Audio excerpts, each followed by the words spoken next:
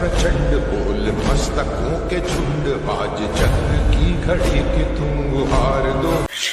मित्रों नमस्कार, मैं क्रांति पांडे आज आप सभी के मध्य पुनः उपस्थित हूँ आरंभ अनुष्ठान के इस नवीन एपिसोड में।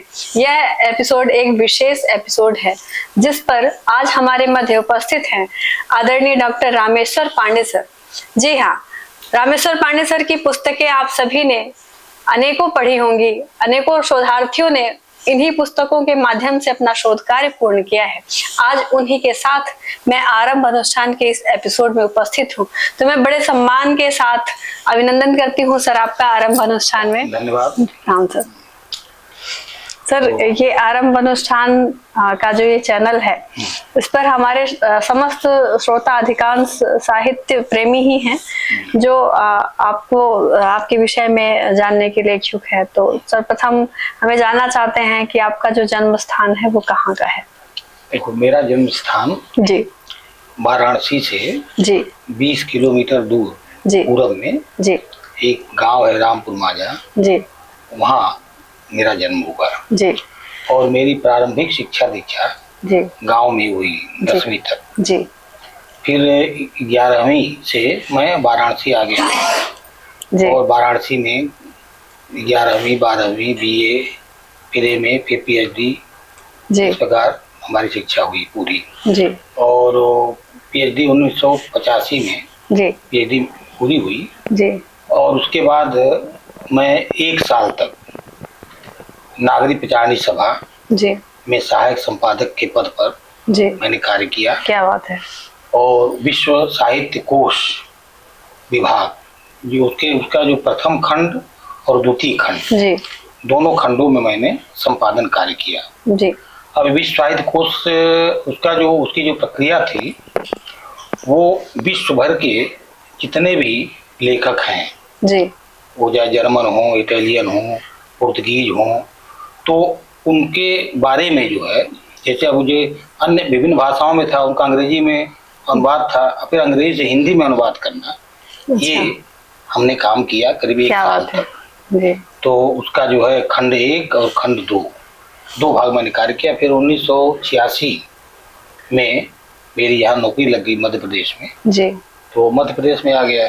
सबसे पहले कोरबा में हमने अपनी सेवाएं दी 2-3 साल तक। इसके बाद 10 साल तक मैं मंडला में रहा। अच्छा, फिर 12 साल में गुह में रहा। क्या बात है। फिर 12-13 साल में यहाँ TRS कॉलेज में रहा। क्या बात। 3-4 साल गोविंदगढ़ में रहा। जी, इस प्रकार हम मध्य प्रदेश के अधिकांश भागों में जी, हमने अपनी सेवाएं दी। जी, और 2022 में मैंने अवकाश ग्रहण किया। क्या बात है सर, ये सौभाग्य रहा है कि हम जैसे छात्रों ने आपसे शिक्षा ग्रहण की। और कई बार जब मैं कक्षा में जाती हूँ तो बच्चे पूछते हैं, मैम आपके शिक्षक बड़े अच्छे रहे होंगे, आपको कितने अच्छे से पढ़ाया। हमारे शिक्षक तो पढ़ाते ही नहीं।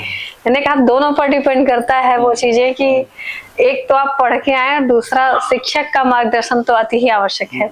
इसके लिए मैं आभारी हूँ, सदैव आभारी हूँ सर। कुछ ऐसे टीचर और प्रोफेसर हैं जो वास्तव में अहम भूमिका रखते हैं बच्चों को आगे बढ़ाने में। सर, आपकी जो पुस्तकें हैं वह भी मैंने कुछ पढ़ी हैं और उस पर जानना चाहती हूँ कि कितनी पुस्तकें हैं। और ये करीब मेरी 10 पुस्तकें जी प्रकाशित हैं, जी, जिनमें दो काव्य हैं। जी, एक काव्य तो काफी पुराना है, जब आचार्य हरिहर प्रसाद द्विवेदी के समय, जी, मैं समझता हूँ कि 1975-76 में जी, मैं 12वीं का छात्र था। जी, तो मैंने एक खंड काव्य लिखा था, द्रौपदी के 5 प्रश्न। अच्छा, उसकी प्रति है हमारे पास। जी, तो द्विवेदी जी को मैंने दिखाया था। जी, द्विवेदी जी बहुत खुश हुए, उन्होंने उसकी भूमिका लिखी थी। जी, और वो उस समय वो पुस्तक प्रकाशित हुई थी। जी, उसकी 1000 प्रतियां शायद प्रकाशित हुई थी। अरे वाह। बनारस में ही।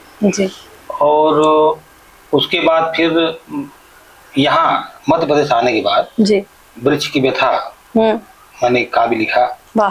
जैसे कुछ पंक्तियां हम जगह सुना भी चुके हैं। जी, जी, और एक अभिनव शाकुंतल काव्य अभी पूरा हो गया है जी, अभी वो प्रकाशनाधीन है जी, और साथ ही साथ अभी लेटेस्ट जो इस समय, अब हम क्या हमेशा मैं व्यस्त ही रहता हूँ लेखन कार्य में।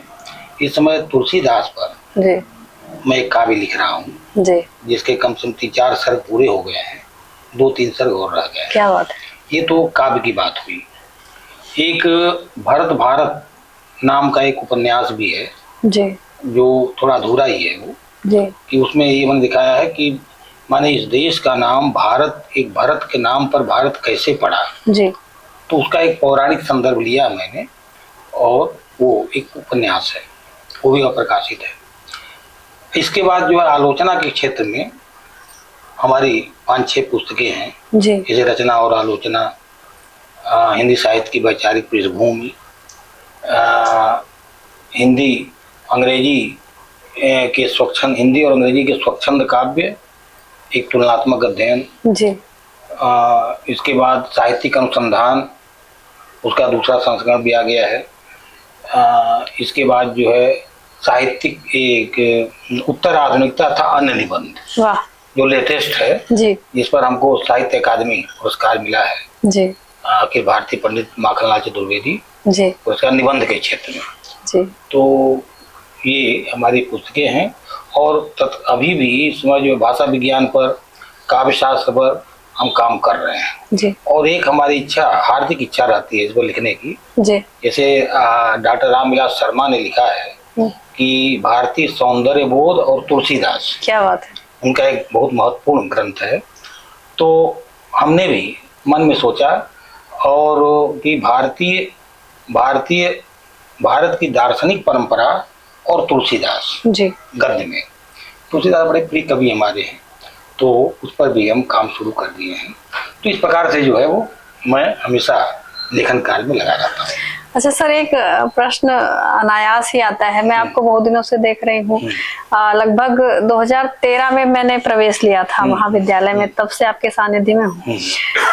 इतनी व्यस्ततम दिनचर्या, मतलब एक प्रोफेसर का पद अपने आप में अहम होता है। बच्चों को पढ़ाने से पहले आप नियमित पढ़ के जाते हैं और बाकायदे पॉइंट टू पॉइंट बात होती है, और उसके अलावा भी बहुत सारी चीजें तो बिना अध्ययन के संभव नहीं है। उसके अलावा फिर इतना अच्छा सृजन और ये सब चीजें। देखो इसमें 2 बातें हैं। जी सर। देखो जैसे कहते हैं ना कि मैंने ये पूरा का पूरा जो हमारा ग्रह मंडल है, जी, जैसे पृथ्वी है, पृथ्वी सूर्य की परिक्रमा करती है, पृथ्वी के जो उपग्रह हैं वो पृथ्वी की परिक्रमा करते हैं, खासकर चंद्रमा है। ऐसे जो 9 ग्रह हैं, 9 ग्रहों के तमाम उपग्रह हैं जो सबकी परिक्रमा करते हैं। बिल्कुल, कोई भी चीज यहाँ स्थिर नहीं है, बिल्कुल चलायमान, माने हर चीज चलायमान। यहाँ तक कि सूर्य जो है, सूर्य भी स्थिर नहीं है, बिल्कुल, सूर्य भी अपने केंद्र की परिक्रमा करता है। ठीक है ना। तो होता क्या है, केंद्र का मतलब क्या है कि आदमी किसी भी क्षेत्र में हो, अपने केंद्र को पहचाने, अपने अंदर की क्षमता को पहचाने, और वो उसको इस बात का ज्ञान हो कि वास्तव में हम इस संसार में क्यों आए हैं और हमारे आने का उद्देश्य क्या है। अब ये बात सही है कि आज का समय जो है रोजी रोटी का समय है, बिल्कुल, धनोपार्जन का समय है, व्यवसाय का, नौकरी का सब समय है, लेकिन वास्तव में यही एकमात्र लक्ष्य नहीं है। ये जो है केंद्र, हम क्या होता है कि जो वास्तव में जो केंद्र मानना, जो केंद्र नहीं मान पाते, और जो केंद्र नहीं है, जो परिधियां हैं, उनको हम केंद्र मान लेते हैं। तो हमारी जहाँ तक सोच थी शुरू से ही, माने मैं समझता हूँ कि बचपन कह लें 12वीं 11वीं 12वीं से, कि हमको यही करना है, हमारा मेन केंद्र यही है, लक्ष्य निर्धारित हो चुका था कि हमको लेखन कार्य करना है। कई लोगों ने कहा कि तो आप पटकथा वगैरह लिखिए, सिनेमा के लिखिए, वो हमारी प्रवृत्ति नहीं हुई। बिल्कुल। क्यों? क्योंकि माने विशुद्ध जो है साहित्यिक प्रवृत्ति हमारी थी, स्वच्छंद रूप से। हाँ, स्वच्छंद रूप से, कि वो किसी के माने बंधन में, दबाव में। तो उसी तरह से मैं नौकरी पेशा में रहते हुए भी मैं जैसे अध्ययन करता था, पढ़ाता था, क्लास में जाता था रेगुलर, और साथ ही साथ जो मैं छात्रों को ये बताता भी था कि भाई आप अपने क्या है कि अपना एक लक्ष्य, स्वयं के लक्ष्य को निर्धारित कीजिए। बिल्कुल, क्योंकि लक्ष्यहीन जीवन जो है का कोई मतलब नहीं होता है। ठीक है ना। तो हम काम करते, घर का भी काम काज करते हुए, परिवार को भी देखते हुए, नौकरी भी देखते हुए, सभी, लेकिन अंदर से जो है हम हमेशा हमारा ध्यान अपने लक्ष्य। जैसे रसखान की एक पंक्ति है ना कि जिमी नागरिको मन गागर में, जिन्हें, हाँ, माने जो राजस्थान की जो औरतें होती हैं वो क्या करते हैं, अपने सिर पर जो है 1 2 3 4 10 मटके रख के चलती हैं, बिल्कुल। और हाथ हिलाते हुए और आपस में बात करते हुए चलती हैं। तो वो अपना बातचीत का क्रम को चाहिए रहता है, लेकिन उनका ध्यान जो है हमेशा गागर पे रहता है, जिन नागर को मन गागर में। क्या तो इस तरह से क्या है कि मतलब अपना एक केंद्र होना चाहिए, अपने जो है अपने अपनी एक मंजिल होनी चाहिए, एक लक्ष्य निर्धारित होना चाहिए बस। बिल्कुल सर। कई बार जैसे आपको पता है कि आरंभ अनुष्ठान पे बहुत सारी गोष्ठियां भी होती हैं, नवीन रचनाकार जुड़ते हैं और उनके दिमाग में एक प्रश्न अनायास ही रहता है, वो मैं आपके माध्यम से जानना चाहती हूँ और बताना चाहती हूँ श्रोताओं को भी, कि वो कहते हैं कि कुछ रचनाएं अच्छी लिखते हैं, फिर बोलते हैं दीदी समय नहीं है तो हम बीच में छोड़ रहे हैं, हमें पढ़ना भी है, ये भी करना है, वो भी करना है, तो इस कारण से हम लिख नहीं पा रहे हैं। तो उनके लिए आप क्या कहना चाहेंगे सर? देखिए, समय की कोई बाध्यता नहीं होती है जी। हमारा जहाँ तक विचार है जी कि जो वास्तव में लेखन की जो प्रवृत्ति है, सचमुच प्रवृत्ति है जी, उसे एक बाधा की तरह लेते हैं। हमने बाधा की तरह लेंगे तो फिर लेखन नहीं हुआ। बिल्कुल सर। होता क्या है कि जैसे कि आप क्या है कि मैं कोई भी काम कर रहे हैं, बिल्कुल, आप जो पढ़ रहे हैं या आप जो नौकरी कर रहे हैं या आप जो है वो कृषक, अब जायसी तो किसान थे। बिल्कुल सर, किसान थे ना, और किसान थे और किसानी करते थे, उन्होंने पद्मावत महाकाव्य लिख दिया, ठीक है ना। तुलसीदास जी स्वयं जो है अगर देखा जाए तो वो उन्होंने उनका बचपन जो है वो बचपन तो कितना संघर्ष में बीता, यथार्थ है सर। लेकिन वो क्या है कि उनका हमेशा एक राम की भक्ति, राम ही सब, राम के केंद्र थे, केंद्र को उन्होंने समझ लिया। तो वास्तव में एक संवेदना अगर हमारे अंदर है, चाहे वो संवेदना जो है सामाजिक संवेदना हो, मानवीय संवेदना हो, है, तो निश्चित तौर पर वो संवेदना सबके अंदर होती है, लेकिन जो उसको जगा पाते हैं, जो उस संवेदना तक पहुंच पाते हैं, वही वास्तव में रचना धर्म का निर्वाह कर सकते हैं। बिल्कुल, ठीक है ना।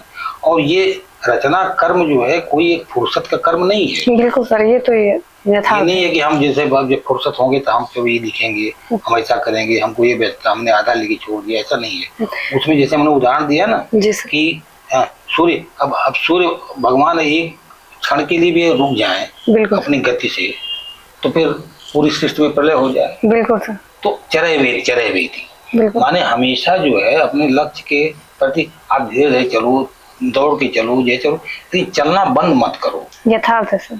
चलना अगर आपने बंद कर दिया तो समझिए कि फिर वो, इसका मतलब कि भले चाहे लाख व्यस्तताएं हो, कुछ भी हो, चलना नहीं बंद करना चाहिए। बिल्कुल, उसको एक शब्द में सब बोलते हैं। हमेशा मैंने सुना है कई ऐसे रचनाकार हैं जो अभी अनवरत मतलब नवीन हैं और उनको लगता है कि हम तैयारी कर लेंगे तो हमारा भविष्य अच्छा हो जाएगा, और इसी के चलते वो अध्ययन नहीं कर पाते, साहित्य नहीं पढ़ पाते। और ना ही अध्ययन बहुत जरूरी है। सबसे जो नए रचनाकारों के लिए मेरा कहना तो ये है जी सर, कि सबसे पहले आप क्या है कि जिस क्षेत्र में है लेखन के जी, आप गद्य लिखते हैं, आप कविता लिखते हैं, कहानी लिखते हैं, उपन्यास लिखते हैं, पहले तो आप अपने भीतर खोजिए कि आप में क्षमता क्या लिखने की है, कौन सी क्षमता ज्यादा है, तो उससे संबंधित जो है ग्रंथों का अध्ययन करना। बिल्कुल, अपने यहाँ जो है काव्य शास्त्र में कहा भी गया है कि 3 चीजें बहुत जरूरी हैं। सबसे पहले प्रतिभा, बिल्कुल, दूसरा जो है शिक्षा, और तीसरा अभ्यास, ठीक है ना। तो प्रतिभा तो पहले माना जाता था कि प्रतिभा जो ईश्वरीय देन है और वो सब में नहीं होती है, किसी किसी में होती है, लेकिन आचार्य दंडी जो है एकमात्र ऐसे आचार्य हैं जी, जो कहते हैं कि नहीं, प्रतिभा ईश्वरीय नहीं होती है, प्रतिभा सब में होती है जी, और उस प्रतिभा को अब शिक्षा के माध्यम से, माने अध्ययन के माध्यम से, अध्यवसाय के माध्यम से उसको उभारा जा सकता है। बिल्कुल। अच्छा, अध्ययन करना साथ साथ फिर अभ्यास करना।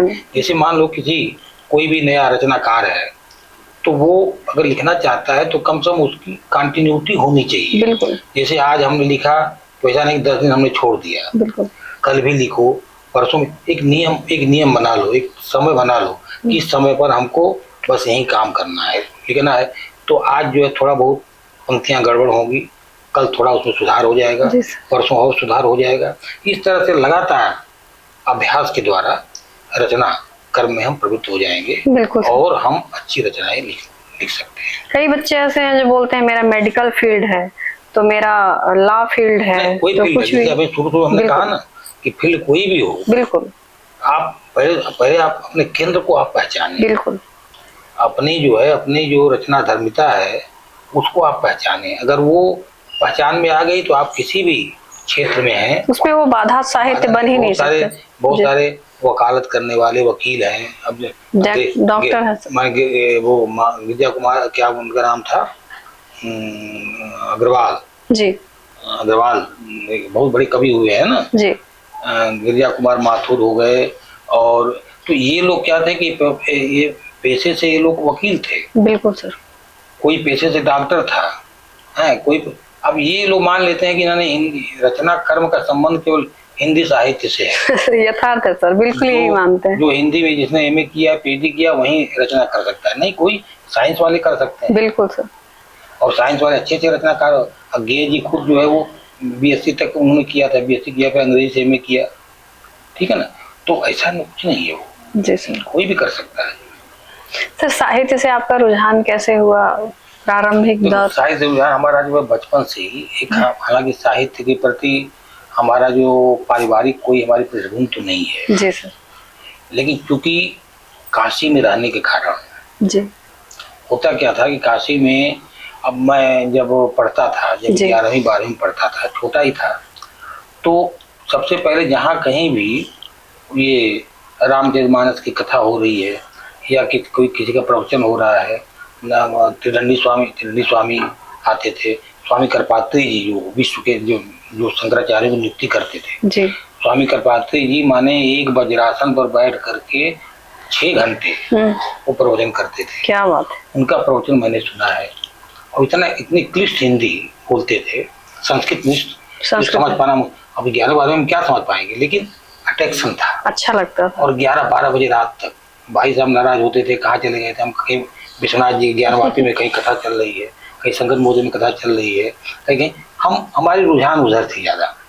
तो रामचरितमानस के प्रति अभिरुचि जागृत हुई।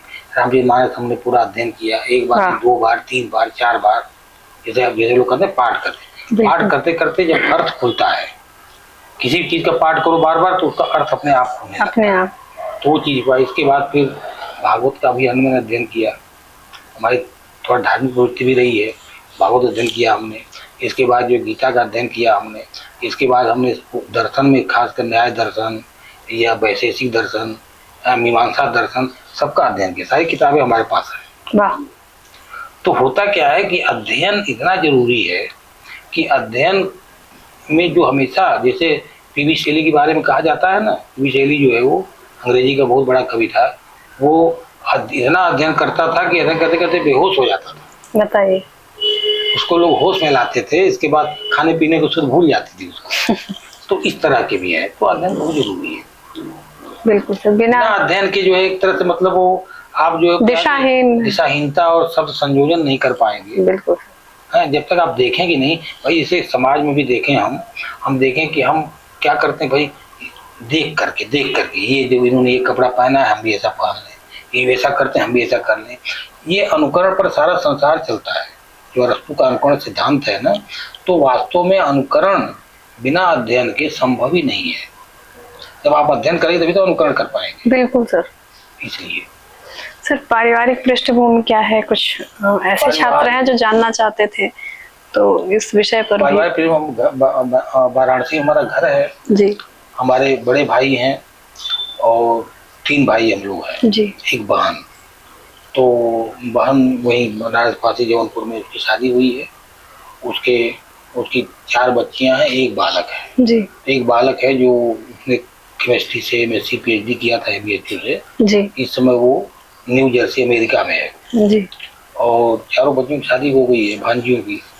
और बड़े भाई साहब की 2-3 बच्चियां थी। अच्छा। तो एक बच्ची तो एक्सपायर हो गई, जो माने वो वहाँ बनारस में हरिश्चंद्र कॉलेज पढ़ाती थी। अच्छा। एमएससी से जुलाई से एमएससी थी और उसकी शादी हो गई वहीं जौनपुर में। तो एक कॉलेज जा रही थी तो उसका एक्सीडेंट हो गया वो।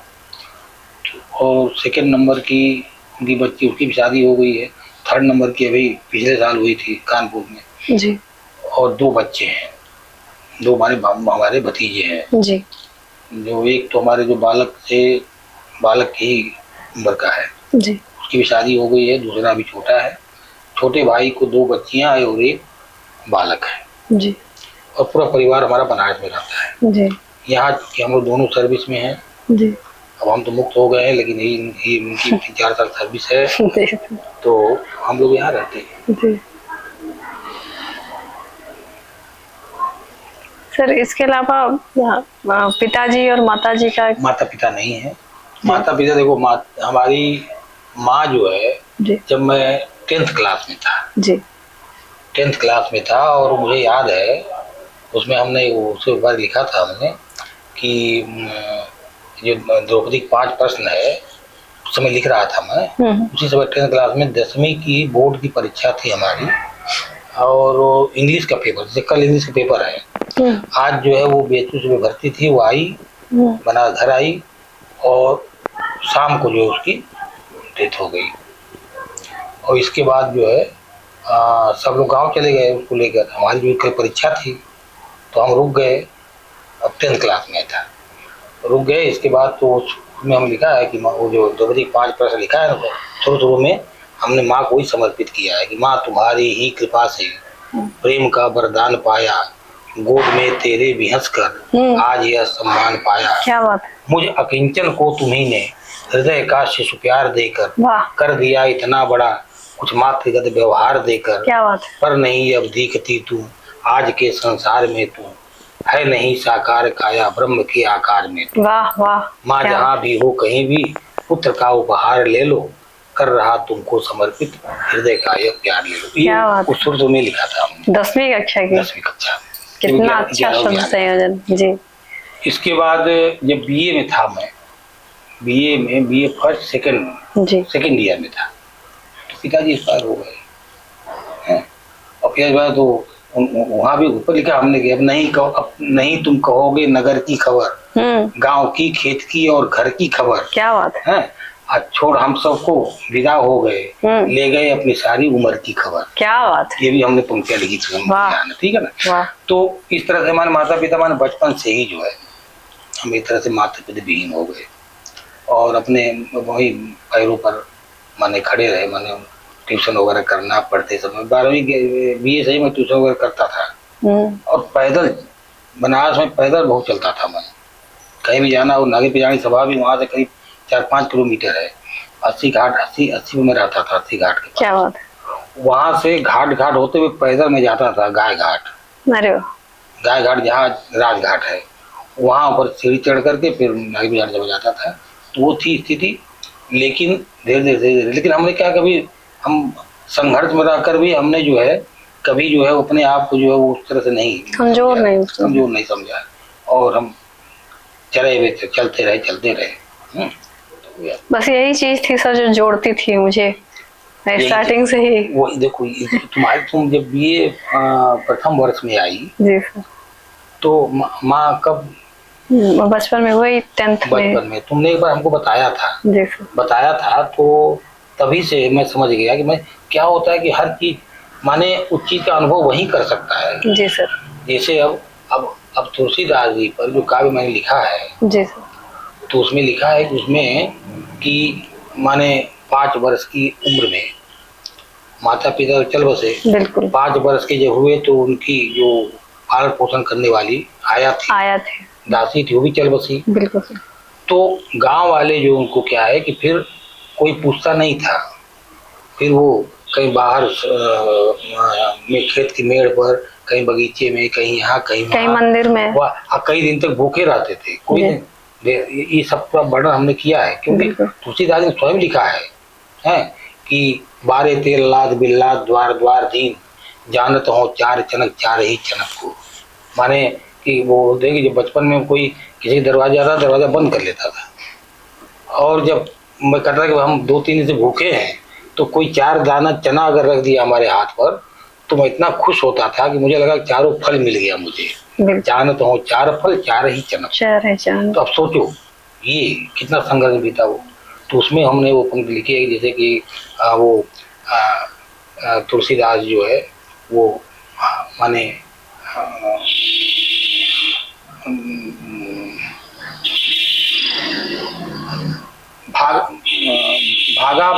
फिरता था, हम्म। भागा भागा फिरता था, दोनों हाथों को भींचे, क्या बात है। अतिकाय भीम बरगद ने दी शरण स्वयं के नीचे। क्या बात है ना, बरगद के नीचे जो है पड़े रहे इसी तरह से तुलसीदास जी। और देखा कहीं भूखे थे और भूख से नींद नहीं आती थी, हैं, और तेज बारिश हो रही थी और घनघोर बारिश थी, हैं, और ठंडक का महीना था, केवल लंगोटी पहने हुए थे, पूरा वर्णन किया हमने।